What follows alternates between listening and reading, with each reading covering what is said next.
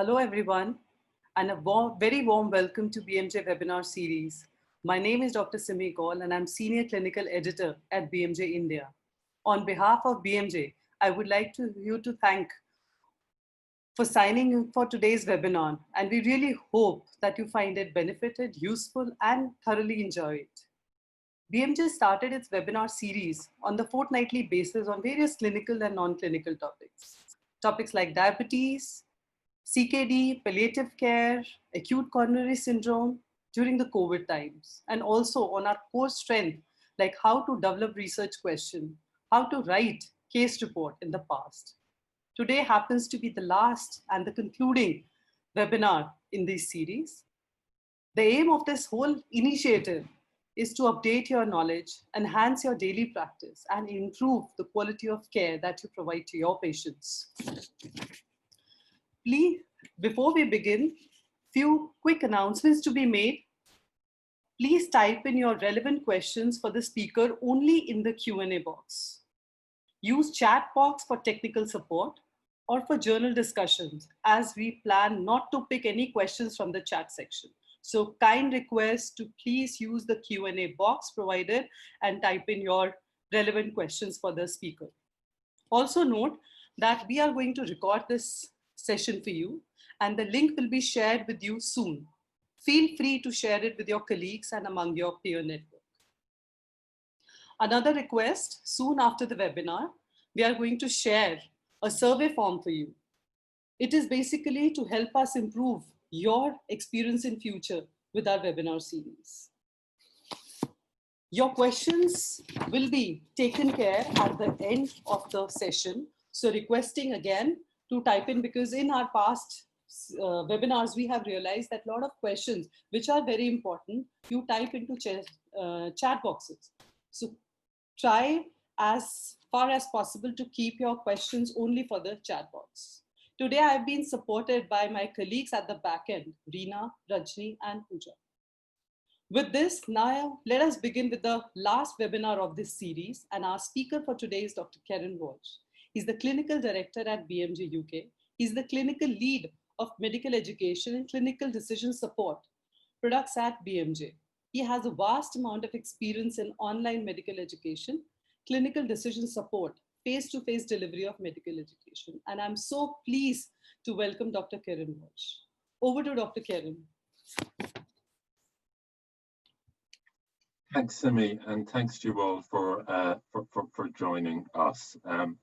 Kieran Walsh is my name. I'm Clinical Director at BMJ, and I'm going to show you some resources that enable clinical decision support and evidence-based medicine.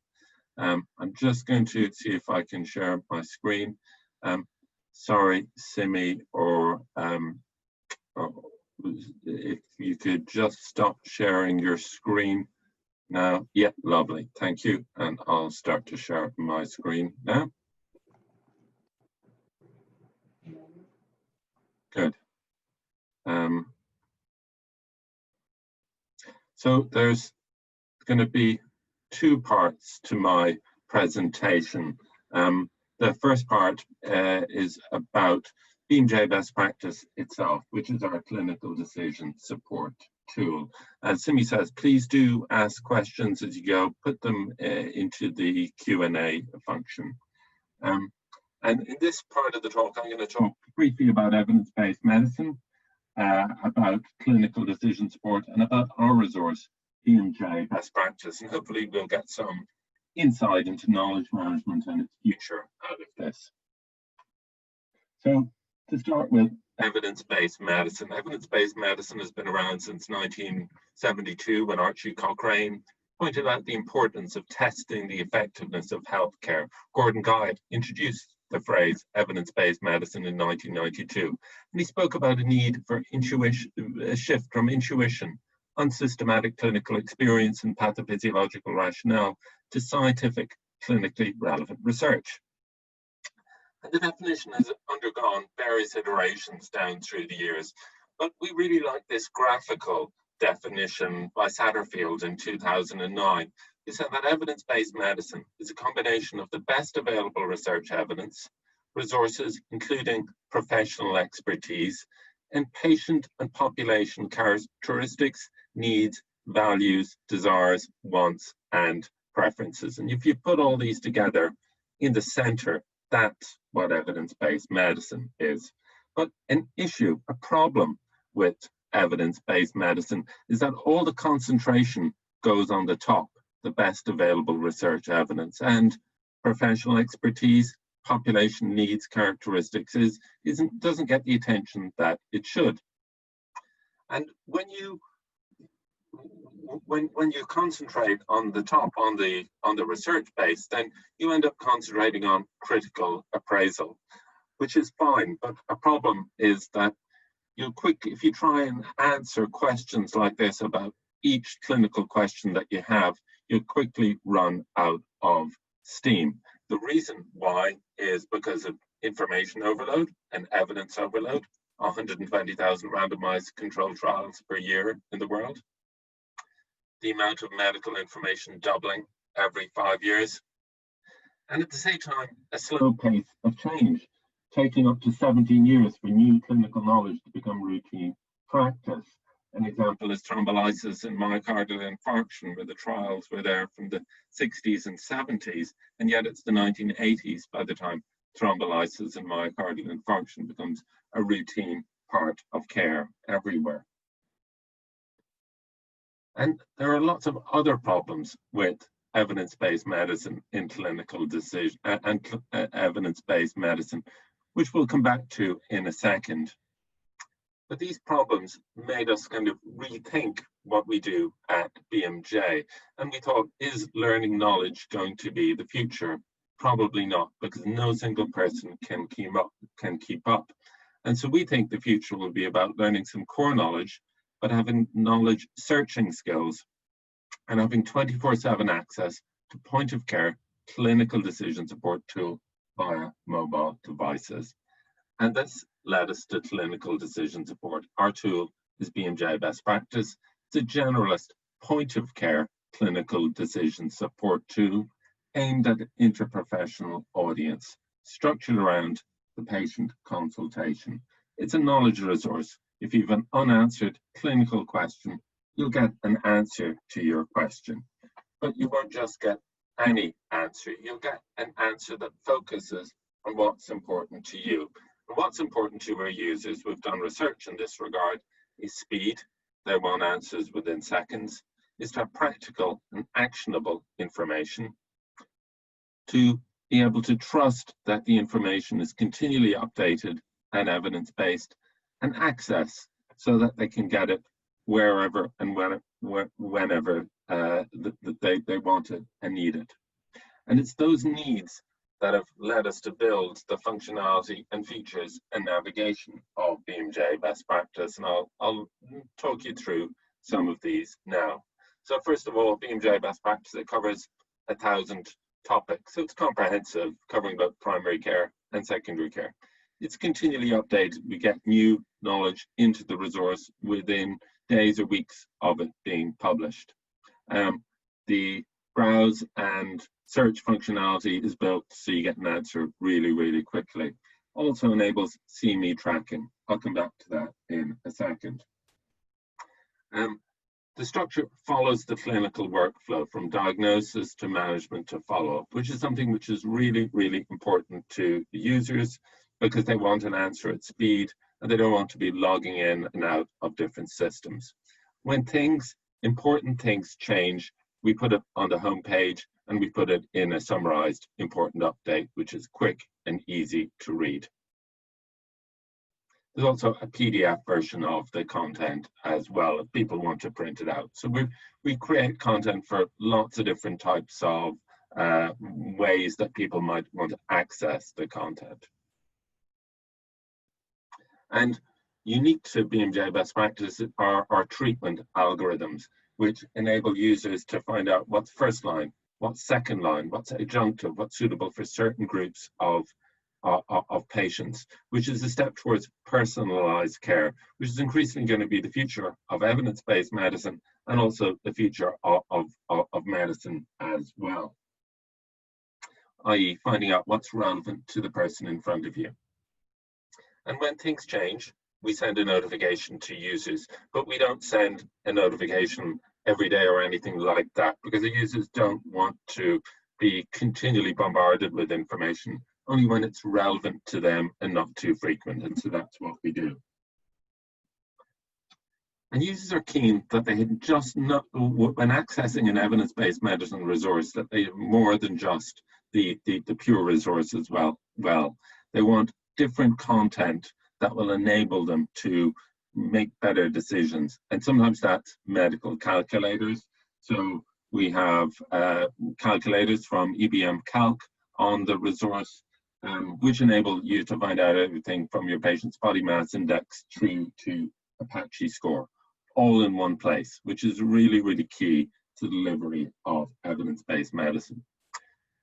We also have patient information leaflets, which are written in layperson's language, aimed at a reading age of 11.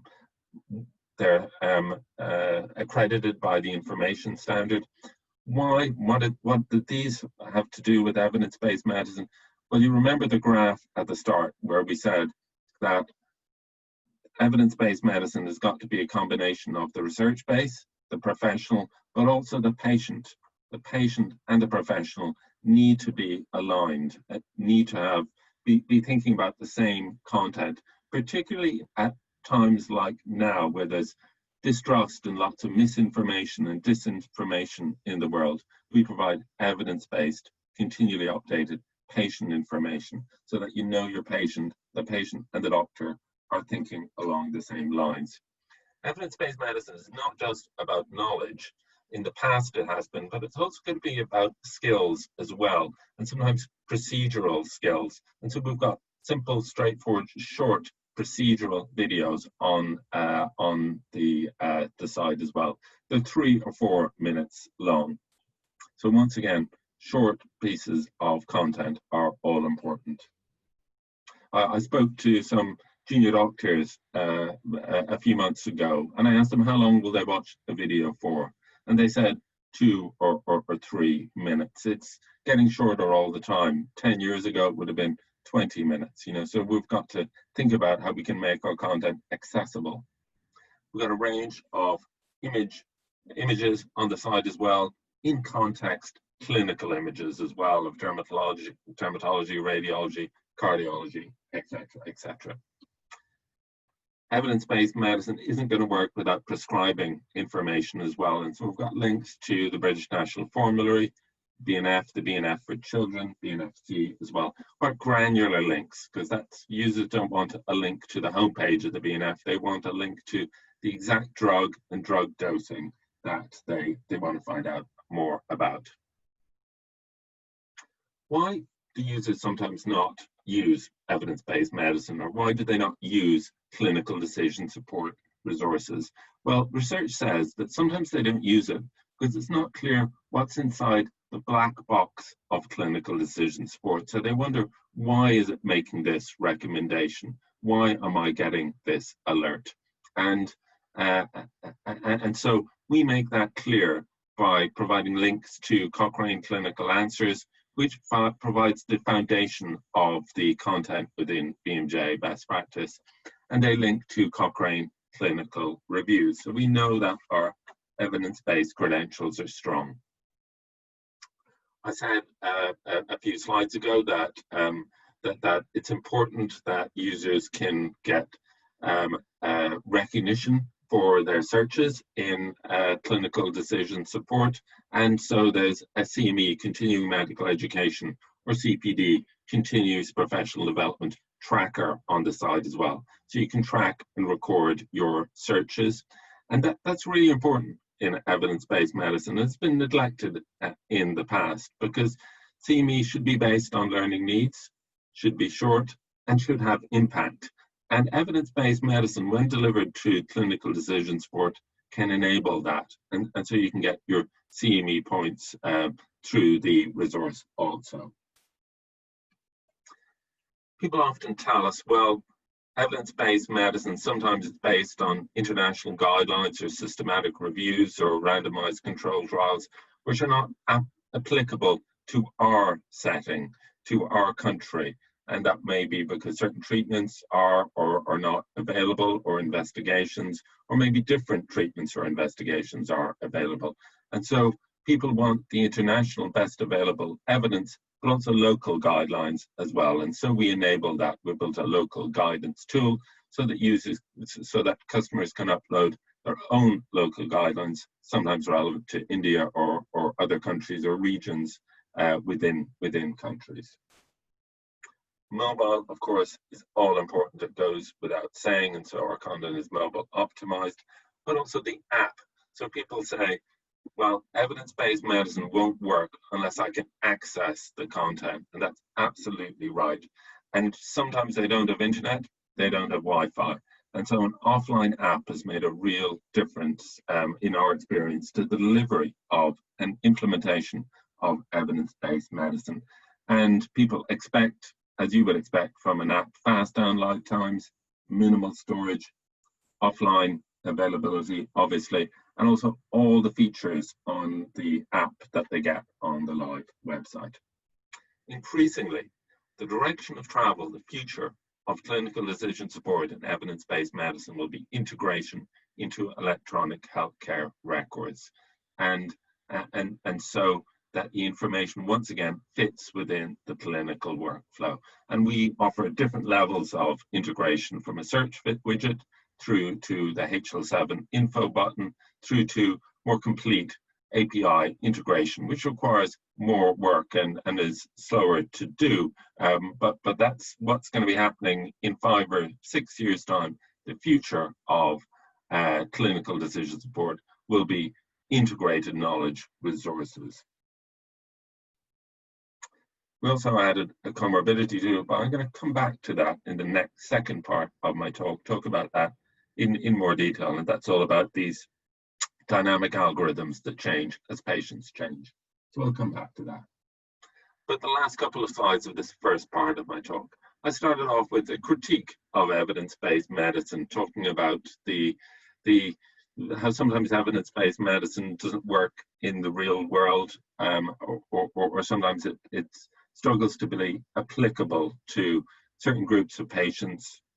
And yet evidence-based medicine, of course, is vital. And so we have really strong processes and a robust evidence process to ensure that our content is evidence-based. And so we've got strong evidence-based credentials. And the last time I spoke to India, people asked me whether we had grade, whether we used grade, and we do use grade. And we've recently added a new feature, grade tables, to the site. And increasingly, I think this will be another important reform and innovation in clinical decision support and evidence-based medicine, whereby it's not enough just to say that that a treatment works or doesn't work, but rather, as in this example, you'll be saying, in adults with sinusitis, this intervention, short course antibiotics, in comparison to that comparison, long course antibiotics, leads to whatever outcomes. Is it cure, or is it improvement? Is it short-term or long-term improvement, or whatever? And so whether their short course antibiotics are effective as opposed to long course, and also how confident you can be in the evidence. So grade is something you've probably heard about already, but we're going to be hearing much more about. And so that's the first part of my talk, and I'm going to stop sharing now, and I'm just really interested to see whether we have any questions and answers. And I wonder, can one of the BMJ team let me know if we have any questions and answers in the Q&A section? Kieran, there are a couple of questions in the question box. One is from Dr. Gautam Sen. So he's asking, do So it's a long question. I'm going to summarize and make it smaller. He wants to know, does BMJ best practice plans to focus on preventive medicine centered on person and community involvement? Yes, the resources cover primary care and community care comprehensively. There's 1,000 resources, so they would absolutely cover the essentials, the bread and butter of primary care and community care. And also the resources cover not just management and diagnosis and treatment, but also they cover prevention, primary prevention, secondary prevention, depending on what the disease is. So yes, they do cover that also. Okay, Dr. Raja B, he wants to know, is it possible to get in the local language too? I'm assuming he means to say, Dr. Rajabi, if you can be specific in terms of BMJ best practice, the topic, or for the patient education content which we are talking about. So, okay, how Dr. Rosa Varanasi, how evidence-based medicine can be meaningful in integrative care? Oh, okay. So evidence-based medicine is kind of a foundation of medicine, really. But how can it be relevant in integrated care? Well, I think it's up to us as providers of evidence-based medicine or teachers of evidence-based medicine to make sure that it's practical and applicable and so answers clinical questions that practicing physicians have when providing care, any type of care. Also accessible on whatever type of device, whenever and wherever they are. Also continually updated as well as evidence-based. Those values are important as the purest evidence-based itself. But I'm going to come back to this in the second part of my talk when I talk about management of better integrated care for patients with comorbidity. So we can revert to that. We have a couple of more questions, but I think we'll park it for a while and we'll take once we take the next segment of your talk. Okay, great. Thanks, Simi. So why don't we move into the next part of the talk. Sorry, I'll just share my screen again now.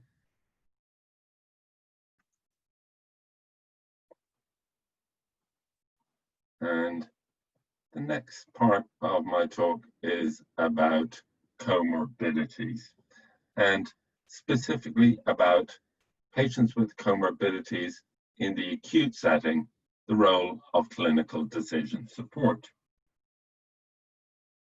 So in this part of the talk, I'm going to very brief introduction to BMJ best practice, talk about the challenge of comorbidities, introduce the comorbidities tool from BMJ best practice, going to talk through a clinical scenario and do a brief demo at the end if we have time. So BMJ best practice, you've heard about already, so I'm going to skip through that slide. And these are kind of the values of BMJ best practice, getting answers quickly, practical answers on any device. So we'll jump through this. And let's dive into this in a little bit more detail. Problems with evidence-based medicine. These are from a paper by Trish Greenhall, published in the BMJ a few years ago. And as you can see, it's quite a long list. But let's skip to the bottom one. It says, evidence-based guidelines often map poorly to the real world of complex comorbidities. And we feel that's an issue underlying many of the other problems. So the reasons why guidelines are inflexible, rules mechanical, prompts technology-driven, is because of comorbidities. And it leads to the refrain that evidence-based medicine doesn't work in the real world. And so we think if we tackle comorbidities, it could knock out lots of the other problems in evidence-based medicine. And this led us to look hard at the problem with comorbidities. Comorbidities, obviously, when you have more than one illness. Comorbidities are much neglected despite being common and important. Here's a quote from the Chief Medical Officer in the UK, Chris Whitty, and colleagues. Training from medical school onwards, clinical teams and clinical guidelines all tend to be organised along single disease or single organ lines. And we looked in detail at comorbidities in the acute setting. And most patients in the acute setting have more than one medical condition, but clinical resources only focus on single conditions, which is an important sentence. And when comorbidities aren't taken into account, patients get suboptimal care, leading to worse clinical outcomes, longer lengths of stay, and increased cost. 1 in 3 adults suffers from multiple chronic conditions. In the UK, 1 in 3 adults admitted to hospital as an emergency have 5 or more conditions, which is remarkable. People with multimorbidity, poor functional status, quality of life, and health outcomes, higher uses of care, higher mortality, poorer, and often when they're poor, they run into problems younger, which is all an enormous challenge for health systems. And yet guidelines and resources for healthcare professionals only focus on single conditions. We thought we have to look into this further, and so we did research and we spoke to junior doctors and said, how do you feel about managing patients with comorbidities? And junior doctors worry about treating patients with comorbidities. They find it difficult. They worry they'll do something that will make something else worse. They worry that comorbidities will be neglected or overlooked. And they lack confidence in decision making as well sometimes.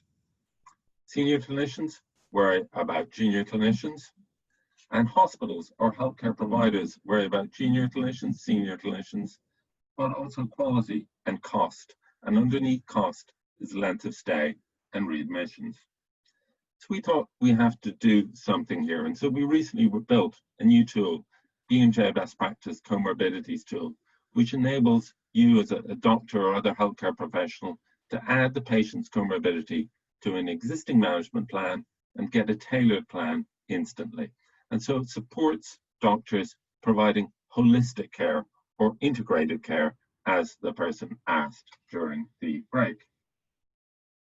And the idea is you have a patient with an acute condition, maybe pneumonia, and you can add 1 or more of these comorbidities and find out how to manage somebody with pneumonia and hypertension, or pneumonia and diabetes, or pneumonia and diabetes and hypertension. And you get, when you do that, an exponential number of combinations of potential comorbidities. And combinations are common, and single diseases in the acute setting are increasingly rare. So a cardiologist who I spoke to a couple of months ago told me he couldn't remember the last time he saw a patient with a single disease.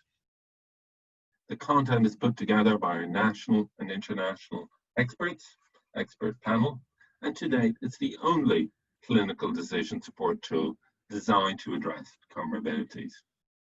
So how does it work in practice? Well, this is a clinical tool. So we put together a clinical scenario to bring it to life. And here it is. An 82-year-old man, the emergency department, cough, purulent sputum, past history of COPD, also type 2 diabetes, wheezes and crackles in his chest. So I'm a geriatrician by trade, but you know, you don't need to be a geriatrician to work out this man has an acute exacerbation of COPD and also type 2 diabetes. It's not a diagnostic challenge, and yet it can be a therapeutic challenge. So let's move on to the next slide. So imagine for a second that the scenario splits in two. And in scenario A, on the left, the patient just gets treatment for the acute single condition and therefore gets bronchodilators, oxygen, steroids, antibiotics, which is fine. But the patient on the right gets treatment for the same treatment for the acute condition, but also the comorbidity. So with careful monitoring of the steroids in light of the diabetes, a review of diabetes medication, monitoring and management of the blood glucose, a check of the patient's feet, because that's what the comorbidity tool tells you to do. And what happens? Well, in scenario B, when the acute condition and comorbidity are managed correctly, the patient starts to improve. In scenario A, if you ignore the comorbidity, then you get steroids on top of diabetes, hyperglycemia, renal impairment, the metformin not reviewed, renal impairment gets worse, no check of the feet, a pressure ulcer. So as one patient, you're starting to plan to send him home. The other patient, you're starting to plan to send him to the high dependency unit with uncontrolled diabetes, renal impairment, and a pressure ulcer. And so, whereas one patient goes home, the other patient remains really seriously ill. Now, it is possible to recover and rescue these patients, but so much better if it didn't happen in the first place. And so this patient also makes a slow recovery and goes home as well. Now, I know I've skipped through that, so let's slow down for a second and review exactly what's happened. From a patient perspective, there's pain, discomfort, distress, inconvenience. From a hospital perspective, there's reduced quality and increased cost. The increased cost related to the number of bed days and the type of bed days and treatment and follow-up of the pressure ulcer. And is this a common problem? Diabetes is a comorbid condition in 10 to 20% of patients with COPD. In India, there's been, I think, one systematic review that looked at this, and it found the prevalence of COPD in rural areas, it only looked at rural areas, was between 6.5 and 7.7%. So it is a common problem. And remember, this is just one comorbidity added to one condition. And there's lots of other examples. 60% of patients with hip fracture also have hypertension. Hip fracture incidence in India above the age of 50, 129 per 100,000, similar to China, Iran, and South Korea. And the consequences, if you don't manage hypertension correctly in somebody with a hip fracture, is hypertension and postural hypertension, which may have caused the fall in the first place, and further falls and heart failure. More generally, how common are comorbidities in India? Around 28% of the population in this study of primary care patients in India had multimorbidity, very similar to the UK, a bit less than 1 in 3. And what comorbidities did they find in this study? Really common chronic diseases, no surprises: diabetes, hypertension, chronic lung disease, epilepsy, depression, mental health conditions. Mental health conditions are possibly amongst the most neglected comorbidities and hidden comorbidities, and our tool covers mental health conditions also. I'm going to do a demo at the very end, but last slide on comorbidities. The idea of the comorbidities tool is to improve quality of care, drive patient-centered care, avoid complications, save costs, which of course is something that everyone else is trying to do as well. What makes us different? Well, here we've got a clinical tool which can help real-life patients with multiple real-life illnesses. And it's trying to do a difficult thing, which is to get healthcare professionals to stop and think and make a strategic step in evidence-based medicine and clinical decision support, moving from academe to the coalface, from fragmentation to holistic care, and from single diseases to comorbidities. And this is the future of evidence-based medicine, because it's a combination of more personalized care, but also it's going to be evidence-based medicine of the future. Populations are aging everywhere in the world, in all parts of the world. And with older age comes more multimorbidity and comorbidity. So we've got to get ready for it. And the COVID pandemic has kind of brought it all to light even more, because we can see with the COVID pandemic, it's patients with multimorbidity are the ones who are really running into trouble. and becoming ill and ending up in hospital and ending up in high dependency units as well. So I think it shows really the importance of this. Now let me take just 1 second to do a quick demo of it. I'll just go to best practice. So this is BMJ best practice, our clinical decision support tool. And we've got the search box here. And let's go to the disease we spoke about, acute exacerbation of COPD. And we'll click on that. And we want to treat this patient, so we'll click on treatment algorithm. And our patient also has diabetes, so we'll click on diabetes and we'll show the treatment algorithm. And this is an acute presentation. So we'll go to on presentation, and there you've got the treatments you'd expect: nebulized bronchodilators, oxygen, steroids, antibiotics. But you can see the C icon appears here. And the C icon says, beware the comorbidity.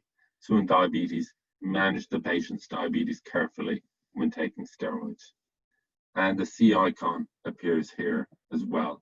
Review the diabetes medication and sometimes withhold the metformin, all important.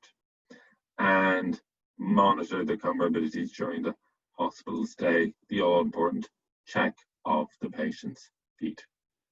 And so that's the comorbidities tool. It's really simple, straightforward kind of tips to avoid problems. And yet our expert panel tell us that these are problems that occur all the time in clinical medicine, in hospital medicine. And it's the purpose of our evidence-based medicine and clinical decision support tool to try and overcome these problems. So now I'm going to stop sharing, and Simi, I'd be really interested to see if there are any further questions, and people may have put questions into the Q&A, but also in the chat function. So anyways, we've got lots of time. Okay, Kieran, we have a couple of questions. So Dr. Nanda Gopal, he wants to know what is BNF and what is its importance in evidence-based medicine. So BNF is the British National Formulary, and its sister publication, the BNFC, British National Formulary for Children, which is a drug formulary, well recognized both in the UK and internationally as well. And its relevance to evidence-based medicine is that when implementing evidence-based medicine, we're making decisions about treatments and deciding whether to start or stop certain drugs. And therefore you need to know as much detail as possible on the indications, contraindications, cautions, dose, formulation, etc., etc. And so what we're trying to do is provide that as well. Okay, so there was one question which was pending from last time, which is from, yes, Dr. Raja B. So he wanted to know whether the patient information, the leaflet, which is there on best practice as a PDF, can be made available in local languages. So yes, so currently it's all available in English, all the content, including the patient information leaflets. However, the content can be translated if an institution or a consortium of institution or region requires that. We've translated content into a number of different languages, from Chinese to Brazilian, Portuguese to Spanish and Russian. So we can translate the content if that's a requirement of an institution. Okay, thank you. So there's another question. Is there any option to see the latest ongoing clinical trials on best practice? Yes, so so when the latest clinical trials are published, we incorporate them into the content within weeks of that happening. And if it's really important and topical, we'll put it as an important update as well to make it clear to the users as well. And we summarize the trials in our content. The users can also click through to the original research as well. be that a guideline, a systematic review, or an original research trial also. Dr. Rusa Varanasi, multimorbidity has a complication of drug-drug interaction. How this is addressed in best practice? Yeah, that's a really good and an excellent question as well. And so we often, the multimorbidity tool will advise about drugs and exactly what drug should be used with caution in certain conditions because of a drug-disease interaction, or sometimes because of a drug-drug interaction as well. So it's partly addressed through the content, but also addressed through links to the drug formulary, such as the BNF. But we also can link through two other formularies as well, such as Martindale. Okay. Second part of the question, does BMJ best practice has anything on complementary and alternative medicine therapy? So does our best practice talk about on the alternative medicine also besides allopathy? Yeah, so BMJ best practice is fundamentally based on evidence-based medicine, which is usually conventional treatments. If an alternative treatment has proven evidence of its effectiveness, then that would be included as a potential treatment. So an example might be acupuncture may be demonstrated as being effective for certain types of pain in certain conditions. And I'm not saying whether that is or is not the case, but if there was proven evidence of the effectiveness of that form of treatment, then it would be covered in BMJ best practice. But for other conditions where there's no proven evidence of the effectiveness of treatment, then it wouldn't be covered in BMJ best practice. Okay, so Dr. Gautam Sen has a question. How easy or difficult it is to amalgamate electronic health records and a combination of BMJ resources, maybe learning or best practice?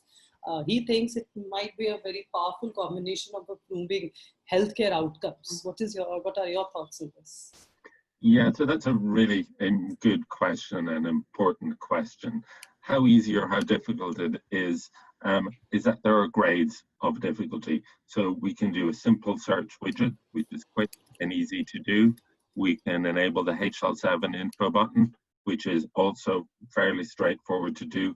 More deeper integration, more granular level of integration, which involves API type work, does require more work on behalf of ourselves and sometimes the EPR provider and sometimes the institution if you want to get to that level.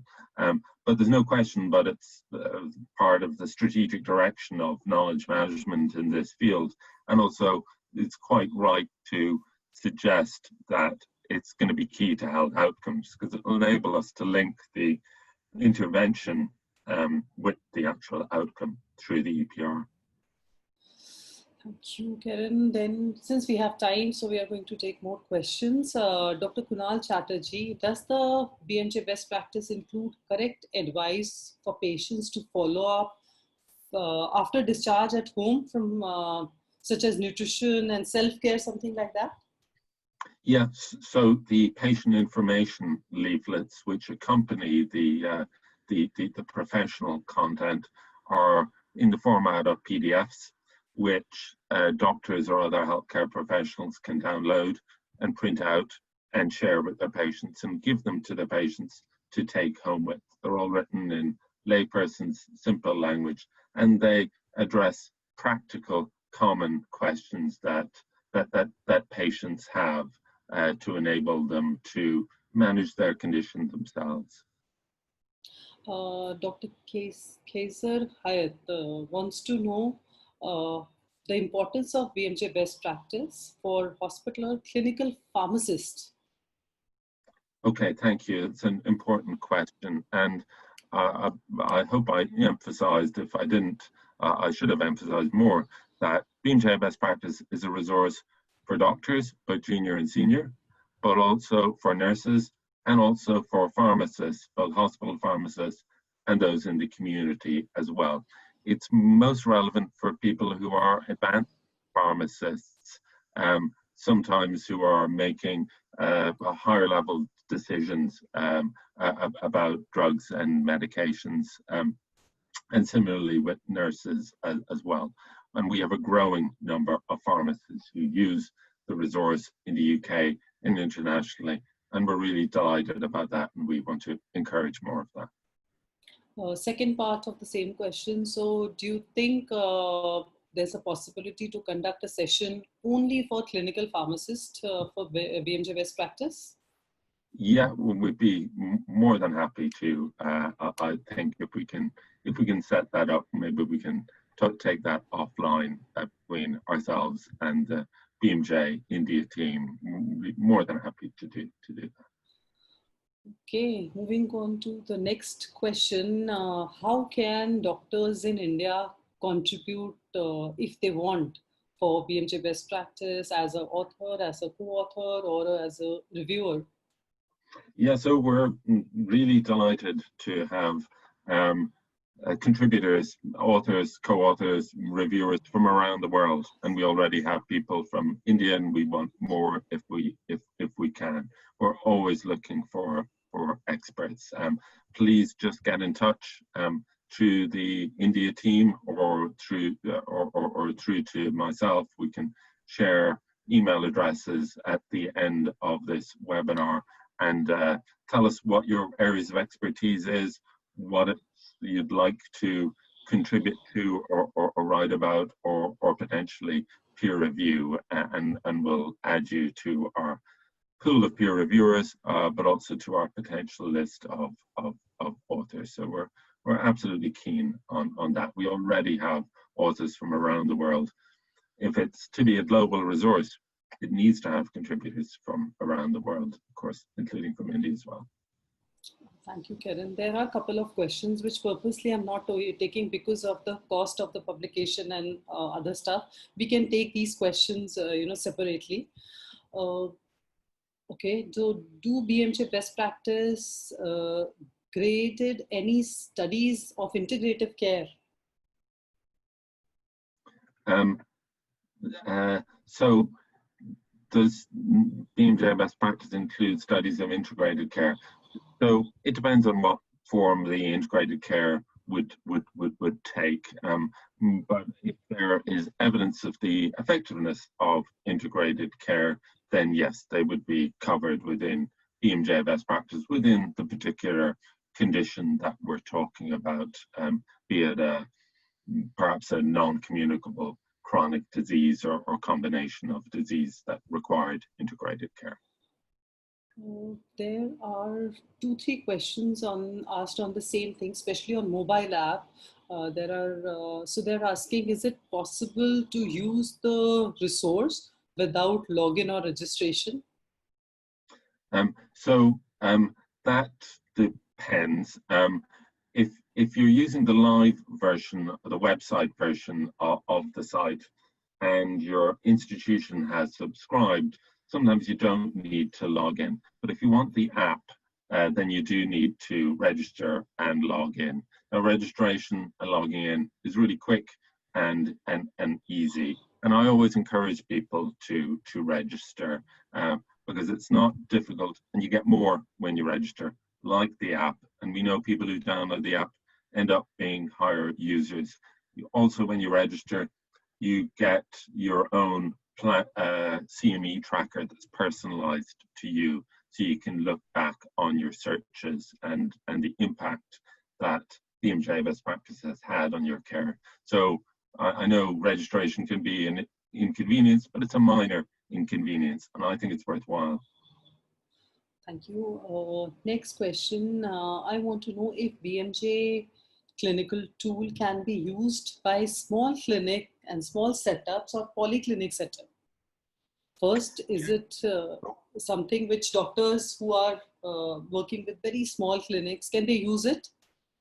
Yeah, absolutely. We're delighted for it to be used by individuals in small polyclinics or community care clinics through to hospitals or consortia of hospitals or regions. We're delighted, whatever the context of use is. Okay, so Nand Kumar, hello sir, I am from nursing faculty. How we can face legally if any problem arises during our evidence-based learning? Okay, so BMJ best practice provides a knowledge resource, and we take responsibility for the knowledge resource. And the resource that we create, we put it through various processes, including clinical risk management processes and patient safety processes, to ensure that the resource that we provide is as evidence-based as it can be, is as safe and reliable and continually updated as it can be. But ultimately, the decisions taken by healthcare professionals, they're kind of responsible for their decisions. We provide clinical decision support with an emphasis on support. So we advise and we guide, but we don't tell people what to do. That might happen in the future of clinical decision support in 5 or 10 years' time. Clinical decision support may move into the field of artificial intelligence and machine learning, where the clinical decision support tool actually makes the decision itself, but we're not there yet. We try and help the healthcare professional make decisions without making the decisions for them. I think that's it, Kieran, because there are a couple of questions which I think we will take it separately. I don't think these are meant for this platform, but I think thank you so much. And still, if you have any queries, feel free to write to us at marketing.bmj.com. We'll be happy to take your queries to Dr. Kieran Walsh. Kieran, do you have something to say at the end? Just one last comment, just to check, because I don't know, are we okay for time or are we running out of time? We have 7 to 8 minutes still. Yeah, let's keep going. So some people, Simi, may have put questions in the chat function because maybe they joined before you asked them to put their questions in the Q&A. So please do have a look at the chat function, because I'm keen. Let's give people as much value as we can. Sure. I'll quickly run through the chat box.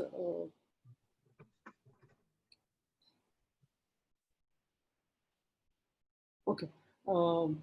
Amita Ray, can I incorporate my findings into BMJ best practice guidelines? So if your institution has its own local guidelines, then yes, those guidelines can be uploaded using a new functionality that we have called the local guidance tool. So if you have your own local guidance or protocols, how you manage things within your institution, and you're an institutional subscriber, then you can upload them onto BMJ best practice. Yeah, that's possible. Again, hello sir, this is from nursing background. Can you suggest BMJ best practice in terms of prevention of a preterm delivery? Okay, that's very specific. Okay. So certainly, like as we mentioned earlier, BMJ best practice covers the entire gamut of clinical medicine, of course, including prevention as well. Without getting in too much into specialties and specifics, there's 1,000 topics. So it covers a broad range of content: medicine, surgery, obstetrics, gynecology, pediatrics, psychiatry, primary care, secondary care, cardiology, the medical specialties. I could go on, but I'll stop. You should be able to find an answer to your question there. If you can't, let us know and we'll look at it. That's it, Kieran. So I think Thank you so much for the insightful session and very importantly, the questions from our participants. I'm sure that our participants will be benefited from whatever you have told, and there would be a lot of interest for BMJ best practice. Now, thank you to all the participants who have taken time from your busy schedule and joined us for the webinar. And this brings us to the end of today's webinar and the series for 2020, and we hope to see you in 2021. Do share your feedback with us, what you want to hear. This time I have already spoken. We have taken sessions on clinical and non-clinical topics, especially on our core strength like research to publication and case reports. So do let us know what you would like to hear and how we can improvise for our future sessions. So till we meet again, stay healthy, stay safe, and take care of yourself. Have a wonderful evening ahead. Thank you so much. Thanks, Amy. Thank you.